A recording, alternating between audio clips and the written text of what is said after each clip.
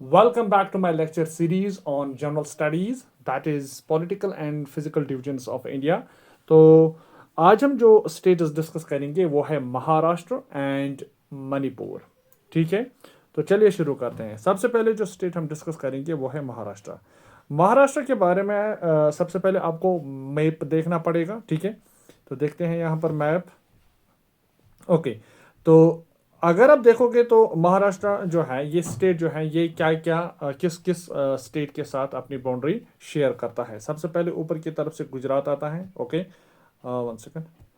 इसके बाद फिर मध्य प्रदेश, फिर यहाँ से छत्तीसगढ़। ओके, और इसी तरह से अगर हम नीचे जाएंगे तो यहाँ आएगा तेलंगाना। ओके, तो इसी तरह से फिर नीचे तो यहाँ पर आएगा कर्नाटका और गोवा। ओके, तो इस साइड वेस्ट के साइड में अरेबियन सी आता है। क्लियर? तो ये है बाउंड्री इसकी। क्लियर? तो इसमें अगर आप फॉर एग्जांपल थोड़ा और डिटेल में अगर आप देखेंगे तो इसमें आपको पता लगेगा कि यहाँ पर कौन कौन से रिवर। सबसे पहले इसका जो कैपिटल है ना वो है मुंबई यहाँ पर। और इसी तरह से कुछ रिवर्स की बात करें तो ये है यहाँ पर तापी। हाँ, इधर ये तापी है यहाँ पर। ओके, और इसी तरह से ये है यहाँ पर गोदावरी। ओके, और बीमा। तो इसके नीचे अगर आप देखोगे तो आपको कृष्णा देखने को मिलेगा। ठीक है, इसके अलावा और भी बाकी जो यहाँ पर ये जो डिस्ट्रिक्ट्स हैं या सिटीज़ हैं तो उनको आप अपने हिसाब से देख सकते हैं कहाँ पर है क्या है। क्लियर? एक बार मतलब आपको एटलीस्ट पढ़ना चाहिए। ठीक है, तो चलते हैं आगे। Okay okay, as usual history and polity से शुरू करेंगे। तो यहाँ पर अगर हम फॉर्मेशन की बात करें तो ये जो महाराष्ट्र है ना 1960 में ये बनी। क्लियर? और मई 1 को महाराष्ट्र डे बोलते हैं by bifurcating the bilingual Bombay state. इससे पहले तो आपको जब हमने गुजरात पढ़ा था तो गुजरात के टाइम हमने पढ़ा था कि ये असल में एक बॉम्बे स्टेट थी, एक ही स्टेट थी। इसके बाद फिर यहाँ पर लिंग्विस्टिक लाइन्स पर, लैंग्वेज की बेसिस पर यहाँ पर दो स्टेट्स बनी, एक है महाराष्ट्र और दूसरा है गुजरात। तो महाराष्ट्र में ज़्यादातर मराठी स्पीकिंग है और इसी तरह से गुजरात में गुजराती स्पीकिंग है। क्लियर? इसके बाद अगर हम अंपायर की बात करें हिस्ट्री में तो यहाँ पर मराठा एम्पायर जो है ना ये उसका बर्थ प्लेस रहा है, मराठा एम्पायर का, जिसको फाउंड किया था छत्रपति शिवाजी महाराज ने इन 17th सेंचुरी में। क्लियर? इसके बाद अगर हम कैपिटल्स की बात करें तो इसके पास दो कैपिटल्स हैं, ड्यूअल कैपिटल, जैसा कि हमारे यहाँ J&K स्टेट में है श्रीनगर और Jammu. Same as the case यहाँ पर भी है, मुंबई और नागपुर। तो ये जो मुंबई है ना इसको प्राइमरी कैपिटल बोलते हैं, जैसा कि यूजुअली जो हम लिखते हैं it's a primary capital. Okay, और इसको फाइनेंशियल सेंटर भी बोलते हैं because of its industrial area. यहाँ पर अगर आप देखोगे सुपरस्टार्स रहते हैं क्रिकेट के, बॉलीवुड के, या और भी इंडस्ट्रीज है, बहुत सारी इंडस्ट्रीज है जो यहाँ पर है, या पोर्ट्स भी है यहाँ पर, और इसी तरह से बिलियनियर्स भी यहाँ पर ज़्यादा रहते हैं। ओके, इसी तरह से अगर हम नागपुर की बात करें तो नागपुर जो है ना ये विंटर कैपिटल है किसका? महाराष्ट्र का। Okay, why the winter session of the state legislature is held. जो जैसा यहाँ पर होता है ना विंटर सेशन जो लेजिस्लेचर का, तो वो कहाँ पे होता है? जम्मू में होता है। तो यहाँ पर इसी तरह से नागपुर में होता है। क्लियर? ओके, तो इसके बाद अगर हम लेजिस्लेचर की बात करें तो बाई कैमरल लेजिस्लेचर है। ओके, तो इसमें लेजिस्लेटिव असेंबली भी आएगी, फिर लेजिस्लेटिव काउंसिल भी आएगा। ओके, नीचे कमेंट सेक्शन में आपको लिखना है कि कौन कौन सी और कितने स्टेट्स ऐसी है जिनके पास बाई कैमरल लेजिस्लेचर है, जिनके पास बहुत लेजिस्लेटिव असेंबली है और काउंसिल भी है। ओके, इसके बाद अगर हम बात करेंगे हिस्टोरिकल इंपॉर्टेंस की तो ये जो स्टेट है ना ये मेजर हब सेंटर रहा है किस चीज का? इंडियन फ्रीडम मूवमेंट का। Okay, and the social reform movement. देखिए इंडियन फ्रीडम मूवमेंट उसका भी ये सेंटर रहा है और इसी तरह से सोशल रिफॉर्म मूवमेंट का भी ये सेंटर रहा है। ओके, अब अगर हम बात करेंगे इसकी जियोग्राफी की तो अच्छा यहाँ पर एक फ्रीडम फाइटर का नाम दिया गया है ज्योतिराव फुले। ठीक है, तो ज्योतिराव फुले का अच्छा उसने एक ऑर्गेनाइजेशन फाउंड की थी। ठीक है, तो उसका आप नाम दीजिएगा नीचे। ये एक असल में फ्रीडम फाइटर रही है। क्लियर? ओके, चलिए चलते हैं आगे। इसके बाद फिर आता है जियोग्राफी और मोमेंट। जियोग्राफी और मूवमेंट। अच्छा, इसमें सबसे पहले क्या आता है, Deccan प्लेटू। The most of the state जो है ना ये लाई करता है किस पर, डेक्कन प्लेटू पर, ठीक है, जिसको एक तरफ से वेस्टर्न घाट्स कवर करते हैं, ठीक है, bounded by the western Ghats on the west side में इसको ये कवर करते हैं, ओके। और दूसरे साइड से ये किसके बीच में आता है फिर, वेस्टर्न घाट्स के बीच में और ईस्टर्न घाट्स के भी बीच में ये आता है, ठीक है। तो अच्छा, वेस्टर्न घाट्स को हम सह्याद्री रेंज भी बोलते हैं, ओके। अच्छा, कोस्ट लाइन की बात करें तो इसके पास एक लंबी कोस्ट लाइन है, ओके, ऑन द अरेबियन सी की तरफ, जिसको हम कोंकण कोस्ट बोलते हैं, ओके। अच्छा, रिवर्स की बात करें तो कौन कौन से रिवर्स हैं, प्रिंसिपल रिवर्स इसमें आते हैं आपको गोदावरी, जो कि लॉन्गेस्ट रिवर है पेनिनसुलर इंडिया में, जो कि ओरिजिनेट होता है नासिक में। देखो, अगर आप नासिक देखोगे ना, मैं वापस मैप पर जाऊंगा तो इधर मैं आपको नासिक दिखाऊंगा, ये है यहाँ पर नासिक, क्लियर। तो ये नासिक है यहाँ पर, तो यहाँ से ये ओरिजिनेट होती है ये गोदावरी, तो इस सिटी से, ओके। तो इसमें ये मेन रिवर्स हैं, तो एक तो गोदावरी है, क्लियर, जो कि ओरिजिनेट होता है नासिक में, और इसी तरह से कृष्णा भी है, okay, but flowing east in the bay of the Bengal, into the bay of the Bengal, जो कि बे ऑफ द बंगाल में जाती है। तो हम ये कह सकते हैं ये दोनों रिवर जो है ना, या बीमा भी है, तो ये तीनों जो रिवर्स है ना, ये असल में फ्लो करते हैं टुवर्ड्स बे ऑफ बंगाल में। हम ये कह सकते हैं ये ईस्ट फ्लोइंग रिवर है, ओके। फिजियोग्राफी की अगर हम बात करें, जो वेस्टर्न घाट्स है ना, इससे होकर गुजरते हैं, जिनको हम सह्याद्री भी बोलते हैं, रन नॉर्थ टू साउथ, जो नॉर्थ से साउथ की तरफ रन करते हैं। तो इससे एक फिजियोग्राफिक और क्लाइमेटिक डिवीजन क्रिएट होता है, किस किस के दरमियान, कोस्टल प्लेन्स के दरमियान और प्लेटू के दरमियान, ओके। तो यहाँ पर फिर से अगर हम देखते हैं, मान लो ये यहाँ पर इस तरह से वेस्टर्न घाट्स आते हैं, इस तरह से, तो एक तरफ से उसने कोस्टल प्लेन को डिवाइड किया और दूसरी तरफ प्लेटू आ गया, क्लियर। तो वही मैं बोल रहा हूँ कि इसमें जो सह्याद्री है ना, वेस्टर्न घाट्स, तो ये असल में डिवाइड करता है, किस चीज़ को ये डिवाइड करता है, वेस्टर्न कोस्ट को, ओके, या जो कोस्टल प्लेन है, एंड द प्लेटू, ठीक है, ओके। पीक की बात करें तो इसमें हाईएस्ट पीक जो है ना 1646 उसकी हाइट है, clear, is the highest peak in the Sahyadri range. ये सह्याद्री रेंज में हाईएस्ट पीक है, जो कि कहाँ पड़ती है, महाराष्ट्र में ही पड़ती है। कल सुबह याद रखिएगा, कल सुबह, ये इंपॉर्टेंट नहीं है, लेकिन एटलीस्ट कल सुबह आपको नाम तो पता होना चाहिए। इसके बाद अगर हम लोनार लेक की बात करें, जो लोनार लेक है ना, वो किस में आता है, वो महाराष्ट्र में ही आता है, और किस डिस्ट्रिक्ट में आता है, बुल्डाना डिस्ट्रिक्ट में। Is a unique saline soda lake. ये एक सैलीन सोडा लेक है, created by the meteorite impact during the Pleistocene epoch.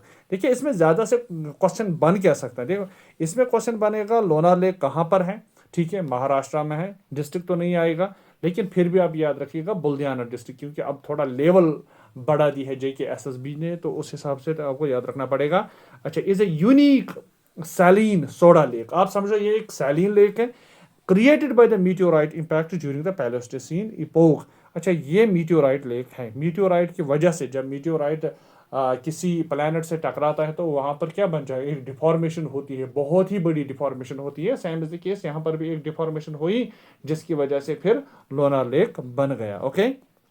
चलिए,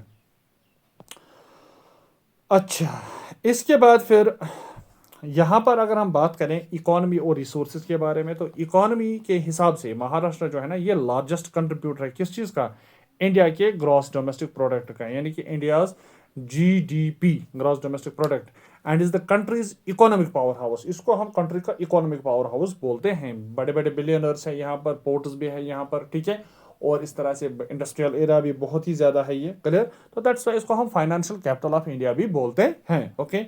फाइनेंशियल कैपिटल, जैसा कि मैंने अभी बोला, इसको फाइनेंशियल कैपिटल ऑफ इंडिया भी बोलते हैं। और यहाँ पर बड़ी बड़ी ऑर्गेनाइजेशंस का, जैसे कि RBI, यानी कि रिजर्व बैंक ऑफ इंडिया, इसी तरह से NSE, National Stock Exchange, clear, और and the Bombay Stock Exchange. तो ये जो है ना, ये बड़ी ऑर्गेनाइजेशंस, तो ये यहीं पर मुंबई में ही है, ओके, या हम कह सकते हैं महाराष्ट्र में ही है। इंडस्ट्रियल हब की बात करें तो ये इंडस्ट्रियल हब है, वो तो है ही। तो पर्टिकुलरली फॉर द ऑटोमेटिव, खास करके जो ऑटोमेटिव इंडस्ट्री है वो कहाँ पर है, पुणे में है। इसी तरह से IT की बात करें तो वो भी पुणे एंड मुंबई में है। टेक्सटाइल इंडस्ट्रीज भी यहाँ पर है, ठीक है, सेंटर है इस चीज़ का, यहाँ पर इंडस्ट्रियल एरिया का। अच्छा, इसके बाद अगर हम बात करें एग्रीकल्चर की, तो ये जो स्टेट है ना, largest producer of sugar cane and onions in India. तो यहाँ पर सबसे ज़्यादा शुगर कैन और अनियंस आपको देखने को मिलेगा, ठीक है। अच्छा, अपडेटेड इन्फॉर्मेशन अपने हिसाब से भी चेक कर लेना, ठीक है। शुगर कैन का सब ज़्यादा कहाँ पर निकलता है, और इसी तरह से अनियंस का। And the second largest producer of cotton, और इसी तरह से second largest producer of cotton. Okay, इसके बाद अगर हम देखेंगे, हाँ, ये जो यहाँ पर है फिजिकल मैप, ओके। तो फिजिकल मैप के हिसाब से अगर हम देखेंगे, यहाँ पर ये सतपुरा रेंज है इधर, ओ ये है यहाँ पर गाविलगंड। तो ये सतपुरा रेंज आपको देखना बहुत ही ज़रूरी है, क्योंकि एग्ज़ाम में ये आ सकता है, ओके। तो सतपुरा रेंज में अगर आप देखना, यहाँ पर ये यहाँ से ये ऊपर की तरफ से नर्मदा, और साथ साथ यहाँ पर ये तापी भी है यहाँ पर, और तापी के साथ साथ ये, तो तापी के साथ साथ ये यहाँ पर कुछ और भी छोटे छोटे ट्रिब्यूटरीज हैं, क्लियर। तो यहाँ पर ये जो और भी बहुत सारे रिजर्वायर्स हैं यहाँ पर, ठीक है, और भी बहुत सारे रिजर्वायर्स हैं यहाँ पर। तो फॉर एग्जांपल इसापुर डैम है यहाँ पर, गोसकुड रिजर्वायर है यहाँ पर, इसी तरह से पेंच डैम है एंड रिजर्वायर है, क्लियर। बहुत सारे हैं, अपने हिसाब से आप देख भी सकते हैं, इसको रिवाइज भी बार बार कीजिएगा। और ये है वगह डैम, क्लियर। ये है यहाँ पर कलसुबाई, जैसा कि मैंने अभी आपको बोला, ठीक है। ये हरीशचंद्र रेंज है, बालाघाट रेंज है यहाँ पर, ठीक है। और इसी तरह से नैन घाट भी है यहाँ पर, बोर घाट है। देखो ये घाट्स, मतलब आप समझ लो ये पासिस है, ठीक है। यहाँ पर ये जो है ना, ये इस तरह का ये जो डिवाइड, ये फिजिकल डिवाइड, ये असल में वेस्टर्न घाट है, क्लियर। तो इसके इस साइड आप छोटे छोटे बहुत सारे रिवर्स देख सकते हैं, जो कि वेस्ट की तरफ फ्लो करते हैं, और इधर भी आप देख सकते हैं बहुत सारे रिवर्स हैं, क्लियर। यलदारी डैम है, और रिजर्वायर भी है यहीं पर ये। अच्छा, मंजरा डैम है यहाँ पर, क्लियर। और इसी तरह से उज्जानी डैम भी है यहाँ पर। चलिए, या महादेव रेंज भी यहाँ पर आता है। कोयना रिजर्वायर बहुत ज़्यादा इंपॉर्टेंट है, आपको याद रखना पड़ेगा। कोयना रिजर्वायर ये एग्जाम में आता है, क्लियर। और हितकल भी है। वैसे तो हितकल तो आता है कर्नाटका में, लेकिन गढ़ प्रभा पे ही आता है, तो उस हिसाब से आप याद रख सकते हैं। इसमें यहाँ पर भी आपका रिवीजन होता है फिर, क्लियर। ओके, ये है भीमा रिजर्व। तो भीमा पर कौन सा डैम है? उज्जानी है यहाँ पर, क्लियर। ओके, चलते हैं आगे। अपने हिसाब से आप खुद भी बाकी सारे जो वहाँ पर रिजर्वायर्स, डैम्स या छोटे छोटे रिवर्स हैं, उनको आप देख सकते हैं, एक बार पढ़िएगा, क्लियर। अच्छा, अब चलते हैं यहाँ पर ड्रेनेज सिस्टम की तरफ। तो ड्रेनेज तो वैसे मैंने उसी में क्लियर कर दिया, लेकिन फिर भी आप यहाँ पर मैंने अलग से मैप रखा है ड्रेनेज का, ओके। तो ये यहाँ पर है अपर वर्धा डैम रिजर्वायर, इसी तरह से बेम्बला डैम है यहाँ पर, गोसकुंड तो मैंने बोल दिया, पेंच डैम भी है यहाँ पर, जो कि पेंच रिवर पर है, रिवर पेंच पर है। अच्छा, वघर डैम भी है यहाँ पर, क्लियर। नत सागर है, इसापुर डैम है, ओके। मंजरा डैम भी है, उज्जानी है, ओके। चलिए चलिए, तो अब हम चलते हैं, ये तो हो गया कंप्लीट महाराष्ट्र का, ओके। अब हम चलते हैं मणिपुर की तरफ। देखो, मणिपुर को हम बोलते हैं द ज्यूवल ऑफ इंडिया। क्या बोलते हैं इसको? The jewel of India. क्यों बोलते हैं, देखते हैं आगे। तो ऐसा क्या है, सबसे पहले मैप पर नजर दौड़ाएंगे। ऊपर की तरफ से क्या आता है? नागालैंड आता है, और वेस्ट की तरफ से आसाम, और इस तरफ से ईस्ट की तरफ म्यांमार, बर्मा, क्लियर। और नीचे की तरफ से अगर आप देखोगे तो मिजोरम आता है, क्लियर।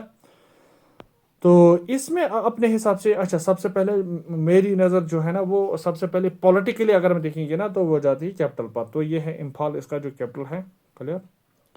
ओके, चलते हैं आगे। मणिपुर को हम लैंड ऑफ जेम्स भी बोलते हैं, दैट्स वाई इसको हम ज्यूवल ऑफ इंडिया भी बोलते हैं। Is the state in the north east India. ये एक स्टेट है जो कि नॉर्थ ईस्ट इंडिया में, और यहाँ पर रिच कल्चर आपको देखने को मिलेगा, और जियोग्राफी भी, ओके। अच्छा, इसके फैक्ट्स के बारे में बात करेंगे तो स्टेटहुड डे ये इसको कब मिली, ठीक है। स्टेटहुड डे ये कब मनाते हैं? जनवरी 21 को 1972 में इसको फुल स्टेटहुड मिली। अच्छा, हिस्टोरिकल स्टेट्स की बात करें, ये असल में एक प्रिंसली स्टेट थी अंडर द ब्रिटिश राज।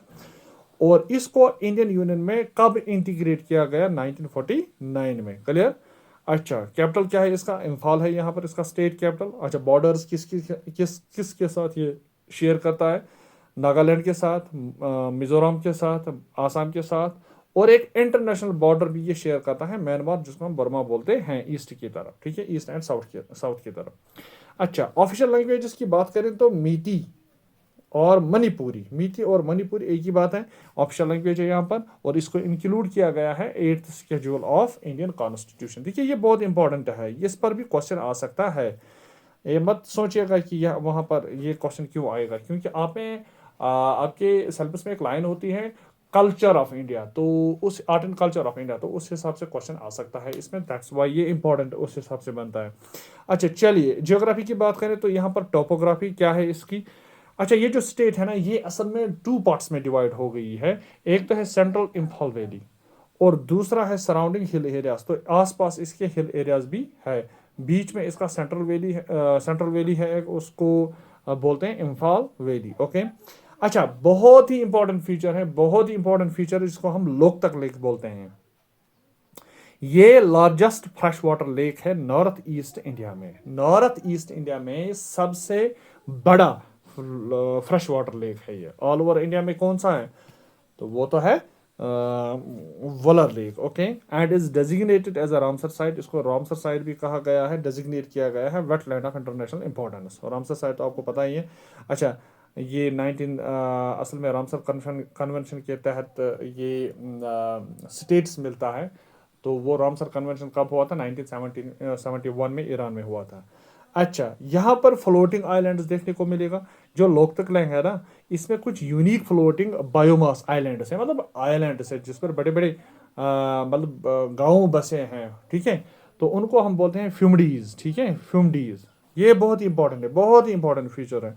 अच्छा, यहाँ पर एक नेशनल पार्क भी है, क्योंकि वो नेशनल पार्क इसी फ्यूमडीज पर ही है, तो उसको हम बोलते हैं हम फ्लोटिंग नेशनल पार्क। ये दुनिया की सबसे सबसे फर्स्ट और only, one and only floating park है ये, फ्लोटिंग नेशनल पार्क है ये। और वो भी कहाँ पर है? मणिपुर में है, इंडिया में है। क्लियर?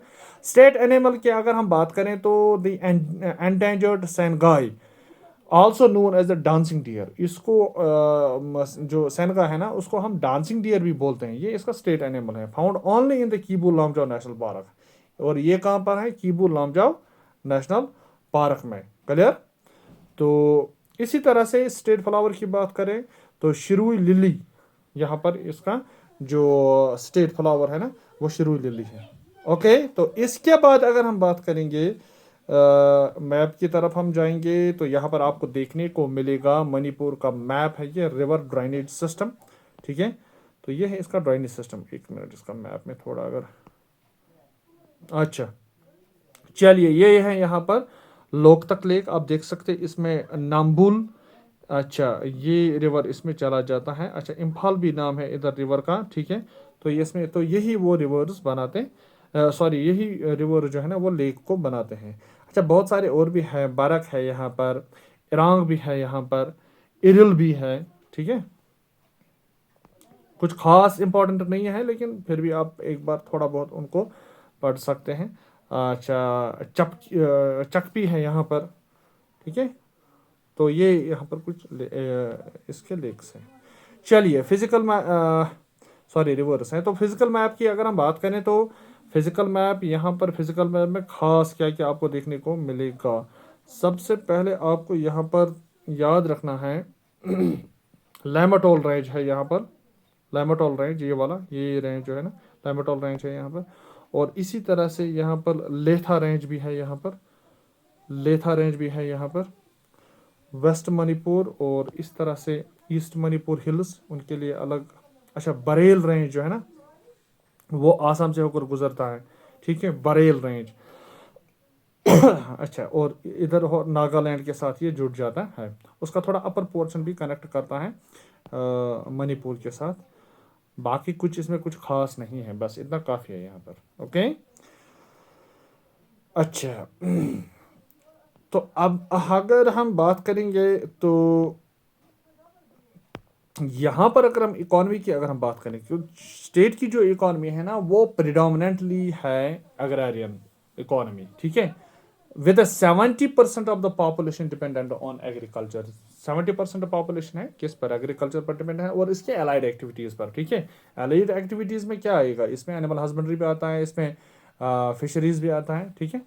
अच्छा, क्रॉप्स की बात करें तो इसमें जो मेन क्रॉप्स यहाँ पर है ना, तो वो है राइस, फॉलोड बाय द मेज, पल्सीज, ऑयल सीड्स और भी है।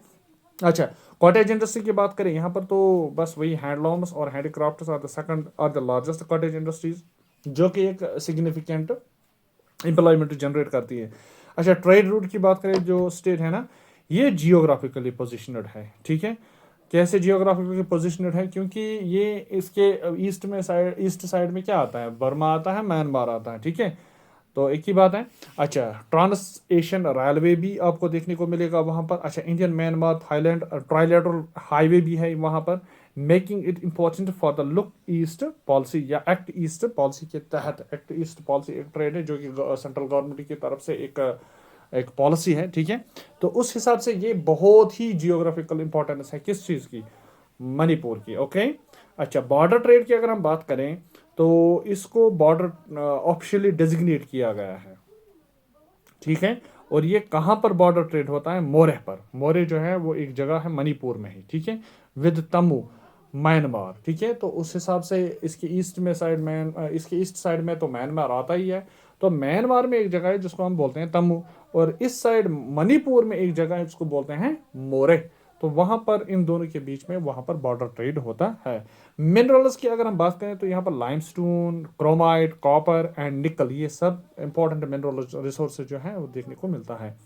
अच्छा, हिस्टोरिकल माइलस्टोन्स की बात करें तो INA फ्लैग, क्या है INA फ्लैग, इधर जो ये टाउन ऑफ मोरैंग है ना, तो ये वो जगह है जहां पर इंडियन नेशनल आर्मी जो है ना उसको लीड किया है किसने, सुभाष चंद्र बोस ने। और सुभाष चंद्र बोस ने ही क्या किया है, होइस्ट किया वहां पर इंडियन ट्राई कलर फ्लैग को on the Indian soil on April 14 1944 में, क्लियर। तो उस हिसाब से इंपॉर्टेंस बनती है इसकी, historical importance. Anglo Manipuri war the state for the British in 1891। Anglo means British, ठीक है। तो ब्रिटिश और मणिपुरी पीपल यानी मणिपुर के लोगों के दरमियान एक वार शुरू हुआ जिसको हम एंग्लो मणिपुर वार बोलते हैं। तो 1891 में ये हुआ। And event commemorated as Patriots Day on the August 13 को पैट्रियट्स डे वो एज ए मनाते हैं, क्लियर। तो इस तरह से ये यहाँ पर कंप्लीट हो जाता है। अब हम नेक्स्ट चैप्टर में हम और बाकी स्टेटस से हम डिस्कस करेंगे, 2 स्टेटस डिस्कस करेंगे। फिलहाल ये सारा कुछ कंप्लीट हो गया। आई होप आपने सारा कुछ समझ लिया।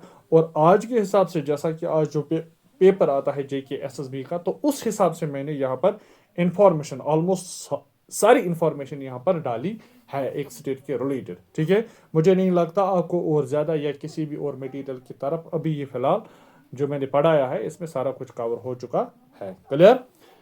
तो मिलते हैं हम नेक्स्ट लेक्चर में। तो तब तक के लिए take care, good bye, have a nice day, nice moment, good luck, bye.